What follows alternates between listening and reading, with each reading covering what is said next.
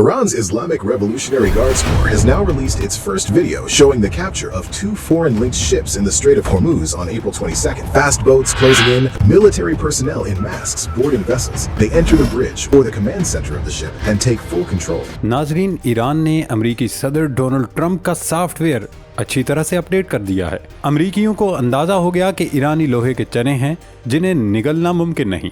ईरानियों ने अमरीका को छट्टी का दूध याद दिला दिया है। ईरान ने आंख के बदले आंख वाले फार्मूले पर अमल करना शुरू कर दिया है। अमरीका ने ईरान के एक जहाज पर कब्जा किया और उसे यरगमाल बनाया था। ईरान ने आबनाए हरम से गुजरने वाले 2 जहाज़ों को न सिर्फ यरगमाल बनाया बल्कि उन पर कब्जा किया और अमरीकियों का मुंह चिढ़ाने के लिए इस पूरे ऑपरेशन की वीडियो भी जारी कर दी। दोस्तों, आबनाए हरम यानी दुनिया की सबसे अहम तिजारती गुजरगाह इस वक्त एक ऐसे आतिशफशां के दहाने पर खड़ी है जिसका लावा किसी भी वक्त पूरी आलमी मईशत को अपनी लपेट में ले सकता है। एक और दिलचस्प खबर ये है कि ईरान ने एक तीर से 2 शिकार करते हुए एक साथ इसराइल और भारत को तकलीफ में मुब्तला कर दिया है। ईरान ने सिर्फ धमकी नहीं दी बल्कि जो कहा वो करके दिखाया। आबनाए हरम्स में 2 बहरी जहाज़ों पर कब्जे की वीडियो जारी कर दी गई है जिसमें एक इसराइली जहाज़ भी शामिल है। लेकिन इस पूरे मंजरनामे में भारत के लिए पैगाम बड़ा वाज़ेह है। अगर पाकिस्तान ने सबक सिखाया था तो अब ईरान भी पीछे नहीं रहा। पहले ईरानी फौज ने भारतीय जहाज पर फायरिंग की थी और अब दूसरे वाक़े ने यह साबित कर दिया कि इंडिया को पूरे खित्ते में कोई घास डालने को तैयार नहीं। दोस्तों, ईरान के कदामत पसंद रहनुमा इब्राहिम रज़ाई का ये बयान कि तेल के टैंकर के बदले तेल का टैंकर छीन लिया जाएगा महज एक बयान नहीं बल्कि एक नई जंगी हिकमत अमली का ऐलान है कि अगर अमेरिका या ट्रंप समझते हैं कि वो बहरी नाकाबंदी करके या मुहासरा करके ईरान को झुका सकते हैं, घुटनों पर ला सकते हैं, तो ये महज उनकी भूल है। क्योंकि जो कौम शुजात और बहादुरी का दर्स करबला से ले उसे कौन डरा या धमका सकता है। उधर अमेरिका की सूरत हाल देखिए। पेंटागन एतराफ़ कर रहा है कि ईरान की बिछाई गई बारूदी सुरंगें हटाने में 6 माह लग सकते हैं। यानी अगर आज जंग रुक भी जाए तो आलमी मईशत के फेफड़े कहलाने वाली ये गुजरगाह महीनों तक बंद रहेगी जो पूरी दुनिया की चूल्हें हिला डालेगी। दोस्तों, इस वक्त वाशिंगटन में भी खिचड़ी पक रही है। सदर ट्रंप ने एक तरफ मुज़ाकरात की तरदीद की तो दूसरी तरफ अपने वज़ीर बहरिया जॉन सी फेलन को अचानक चलता कर दिया। अमरीकी बहरिया के वज़ीर की अचानक छुट्टी ने बहुत सारे सवाल खड़े कर दिए हैं। क्या वज़ीर की बरतरफी ट्रंप इंतज़ामिया की नाकामी का इतराफ़ है या फिर अमरीका किसी बड़े हमले की तैयारी कर रहा है? इस सब पर हम इस वीडियो में तफसीली डिस्कशन करेंगे। नाज़रीन, सबसे पहले बात करते हैं ईरान अमरीका मुज़ाकरात और पाकिस्तान के किरदार की। इस वक्त पूरी दुनिया में एक शख्स के चर्चे हैं। हर कोई सिर्फ उसके कसीदे सुना रहा है और गुन गा रहा है। वो हैं पाकिस्तान के सिपाहसालार फील्ड मार्शल सैयद आसिम मुनीर। जब कतर, ओमान और यूरोपीय ममालिक की रिवायती सफारतकारी दम तोड़ गई तो इस्लामाबाद ने एक गैर रिवायती रास्ता इख्तियार किया।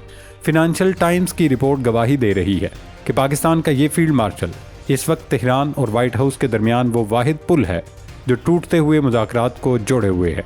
पाकिस्तान की मिलिट्री इंटेलिजेंस एजेंसी के सरबराह रहने वाले जनरल आसिम मुनीर ईरान के अस्करी ढांचे और पासदाराने इनकलाब की नफ्सियात को भी समझते हैं और सदर ट्रंप के साथ उनके बराह रास्त रवाबित ने पाकिस्तान को एक ऐसे मोड़ पर खड़ा कर दिया है जिसकी ज़रूरत आज पूरी दुनिया को है। पाकिस्तान के फील्ड मार्शल आसिम मुनीर एक फ़ाल और गैर रिवायती किरदार के साथ अमरीका और ईरान के दरमियान कशीदा ताल्लुकात में बेहतरी लाने और अमन मुज़ाकरात को बचाने की कोशिशों में नुमायां तौर पर सामने आए हैं।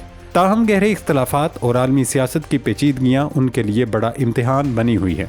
अगर से अमरीका ईरान मुज़ाकरात में पाकिस्तान का किरदार माजी में नुमायां नहीं रहा, लेकिन इस बार पाकिस्तान एक गैर मुतवक्के मगर अहम सालिस के तौर पर सामने आया है। ताहम इस हफ्ते मुज़ाकरात की बहाली की कोशिशें तात्तुल का शिकार होने के बाद आसिम मुनीर को एक बड़े चैलेंज का सामना है। माजी में यूरोपीय ममालिक कतर और ओमान भी इस तनाज़े के हल की कोशिश करते रहे मगर खातिर खा कामयाबी हासिल न हो सकी। पाकिस्तानी हिकमत अमली साबका तरीक़ों से मुख्तलिफ है। 2015 के जोहरी मुआहदे के लिए जनेवा और वियना में तवील और पेचीदा मुज़ाकरात हुए थे, लेकिन आसिम मुनीर ने ज़्यादा बराह रास्त और हमाजहती अंदाज़ अपनाया है। फ़िलहाल दोनों मुल्कों के मुज़ाकरात में डेडलॉक है। वैसे तो अमरीकी सदर ने शहबाज शरीफ और आसिम मुनीर की दरख्वास्त पर जंगबंदी में तोसी की, लेकिन जोहरी प्रोग्राम और अफसूदा यूरेनियम जैसे बुनियादी मामलात पर पेशरफ्त न हो सकी। पाकिस्तानी हुकाम का कहना है कि वो अब भी इख्तलाफात कम करने की कोशिश कर रहे हैं, मगर आसिम मुनीर को एक गैर मुतवक्के अमरीकी क़यादत और ईरान के सख्त मौक़िफ़ का सामना है। तजियाकारों के मुताबिक असल मसला ये है कि पहल कौन करेगा। ईरान को खदशा है कि अमरीका मुज़ाकरात को महज एक हरबे के तौर पर इस्तेमाल कर रहा है। جبکہ ایرانی قیادت نے واضح کیا ہے کہ وہ دھمکیوں کے سائے میں مذاکرات نہیں کرے گی۔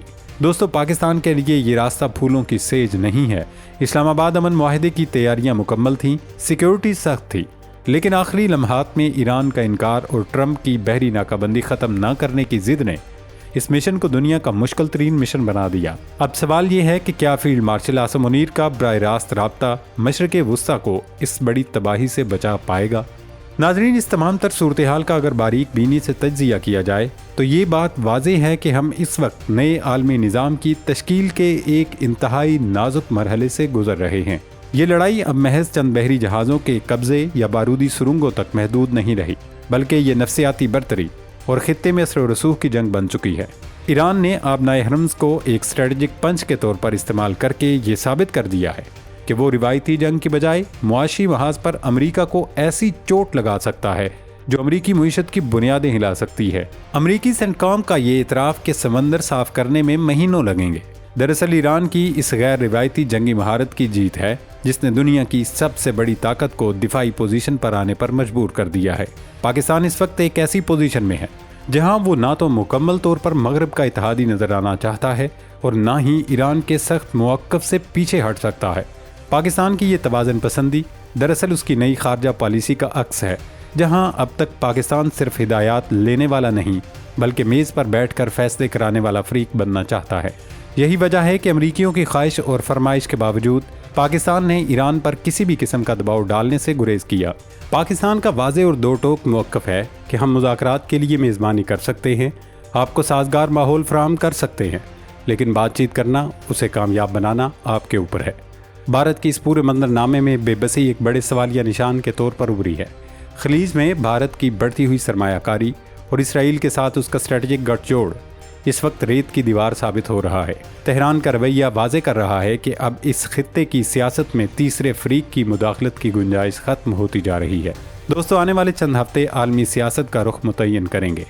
اگر اسلام آباد ان مذاکرات کو دوبارہ ٹریک پر لانے میں کامیاب ہو جاتا ہے تو یہ نہ صرف فیلڈ مارشل عاصم منیر کی ذاتی کامیابی ہوگی بلکہ پاکستان کا قد عالمی نقشے پر ایک ناگزیر ریاست کے طور پر ابھرے گا۔ لیکن اگر ٹرمپ کی ضد اور ایران کا جوابی وار اسی طرح جاری رہا تو پھر دنیا کو مہنگائی کے طوفان اور توانائی کے بحران کے لیے تیار رہنا چاہیے، جس کا نقشہ ہم نے دہائیوں سے نہیں دیکھا۔ اب گیند امریکہ اور ایران کے کورٹ میں ہے، دیکھنا یہ ہے کہ امن کی جیت ہوتی ہے یا پھر مشرق وسطیٰ کے بھڑکتے شعلے الاؤ میں تبدیل ہو کر پوری دنیا کو اپنی لپیٹ میں لیتے ہیں۔ اس کا جواب اگلے چند روز میں مل جائے گا۔ اللہ رب العزت ہم سب کا حامی و ناصر ہو۔ پاکستان زندہ باد۔